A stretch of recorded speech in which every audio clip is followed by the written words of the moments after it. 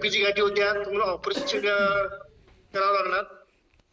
तर मी घाबरलो की माझं कुठं कुठं ऑपरेशन करू. माझ्या हातापायाला माझा हात फार विचित्र दिसायचा, हात खूप विचित्र, मोठी मोठी गाठी होत्या, लिंबू एवढ्या मोठ्या मोठ्या. माझे ग्रेट कोच आहे आशाताई मॅडम, त्यांनी मला म्हटलं की तुम्ही वजन कमी करा. मला वजन कसं प्रॉपर माहित होतं. तेव्हा मी ह्या 30 तारखेला, नोव्हेंबरच्या 30 तारखेला मला 2 वर्ष पूर्ण होणार. मला मॅडमनी सांगितलं की तुमचं उष्मांक फार कमी आहे, तुमचं हळूहळू वजन कमी होईल. मी घाबरलो की किती वर्ष लागेल वजन कमी व्हायला. तर मी मॅडमचा प्रॉपर मी डाएट घेतला आणि मी तब्बल सर 70 दिवसामध्ये मी 20 किलो वजन कमी केलं. माझे जे गाठी होत्या ते गाठीच्या प्रमाण हळूहळू कमी होत गेल्या. आता चण्यापेक्षा डाळीपेक्षा माझा ऑपरेशन खर्च वाचला. मी गोळीची खायचो ऍसिडिटीची, ती गोळी मी अजिबात खात नाही. माझी ऍसिडिटी 4 दिवसामध्ये गायब झाली. 9 वर्षापूर्वी होती माझी ऍसिडिटी, आता अजिबात. आणि 2 वर्ष झालं सर मी हॉस्पिटलची पायरी नाही चढलो सर मी अजून. ओके ओके, बहुत बढ़िया. बघा,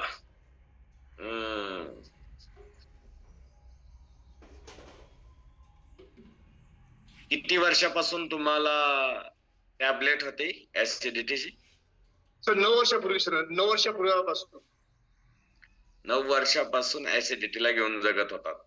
हो सर, दिवसात 3 गोळ्या होत्या. संतुलित आहार घरात आला, घरात आलेला सकस संतुलित आहार पोटात गेला आणि पोटात होणारी ऍसिडिटी घर, शरीर आणि पोट, घर सोडून निघून गेली. Yes sir. किती लोकांना असं तुमच्या बॉडीमध्ये असलेले वेगवेगळे चॅलेंज कमी करायचे? ओके सर, माझं वजन सर वाढलं होतं, वजन फार वाढलं होतं की वजन 83 किलो.